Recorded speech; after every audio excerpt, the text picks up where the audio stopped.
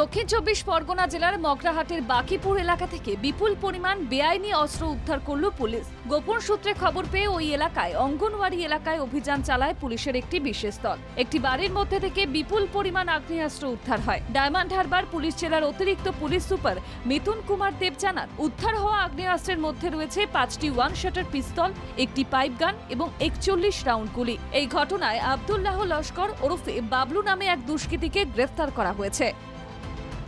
অতি সম্প্রতি আমরা আব্দুল্লাহ লস্কর এলিয়াস বাবলু বলে একটা পুরনো ক্রিমিনাল, যাকে মগরাহাট থানা ট্র্যাকও করছিল, ওসির নেতৃত্বে একটা টিম অপারেশনাল ছিল।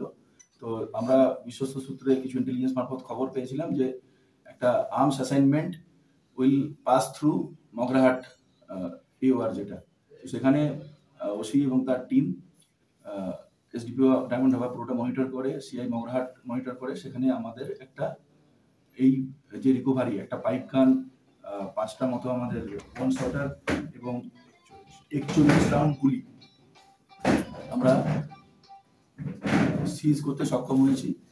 এবং আব্দুল্লাহ লস্কর, যে এর আগেও আর্মস কেসে অ্যারেস্টেড হয়েছিল এবং আলিপুর জেলেতে প্রায় 6 বছর জেলবন্দি হয়েছিল, তাকে আমরা অ্যারেস্ট করতে সক্ষম হয়েছি। জানা গিয়েছে, গ্রেফতার হওয়া ওই দুষ্কৃতী এর আগেও একাধিক অপরাধের সঙ্গে জড়িত। তার বিরুদ্ধে ডাকাতির অভিযোগ ছিল।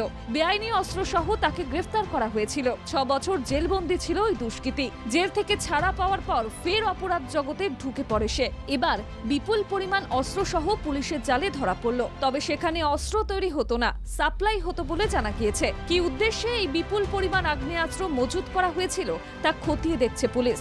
এর আগে দক্ষিণ চব্বিশ পরগনা জেলার বাসন্তী ও জয়নগর এলাকা থেকেও প্রচুর পরিমাণ আগ্নেয়াস্ত্র উদ্ধার হয়েছিল। মগরাহাটের সঙ্গে বাসন্তী এবং জয়নগরের কোনো যোগ আছে কিনা তা খতিয়ে দেখছে পুলিশ। এই চক্রে আরও কারা কারা জড়িত রয়েছে তাও তদন্ত করে দেখছে পুলিশ। জাহেদ মিস্ত্রির রিপোর্ট, বাংলা জাগরণ।